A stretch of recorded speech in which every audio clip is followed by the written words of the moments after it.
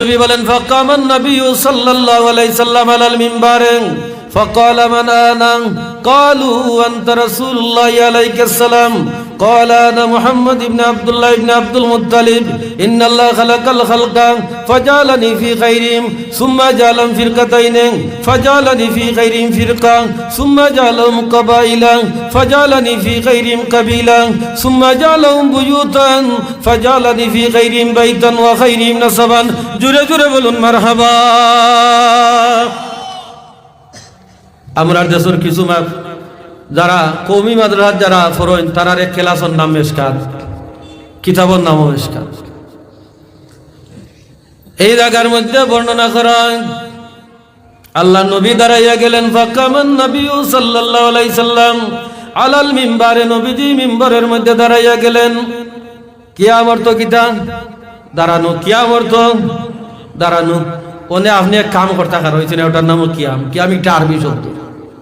বাংলা হইল গিয়া দাঁড়ানো দাঁড়াইয়া যাবা নমাজের মাঝে কিয়াম আসিনি না নাই জোরে গা আসিনি না নাই আছে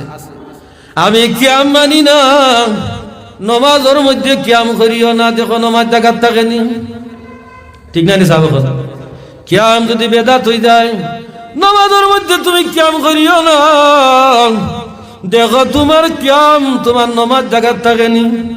আসি না নাইলা আমি নবীরে সালাম দিলে বেদাত হইয়া যায় বাবারের নমাজের মধ্যে তো নবীরে সালাম দেওয়া লাগে লাগে না লাগে না তুমি যদি বলো নবীরে সালাম দেওয়া বেদাত হইয়া যায় নবীরে নমাজও সালাম দিও না তাশাহুদের মধ্যে দেখো নমাজ জায়গার থাকেনি জোরে কা ঠিক কিনা আবার নবীজি মিম্বরের মধ্যে দাঁড়াইয়া যায় বলেন ও সাহাবায়ে কেরাম আমি খেন সাহাবায়ে কেরাম বলেন নবী গো কালু আনতা রাসূলুল্লাহ আলাইহিস সালাম নবী গো আপনি তো আল্লাহর রাসূল আল্লাহ নবী বলেন ও সাহাবায়ে কেরাম রে আমি তোমাদেরকে আমার রিসালাতে সাক্ষ্য দিতে বলি নাই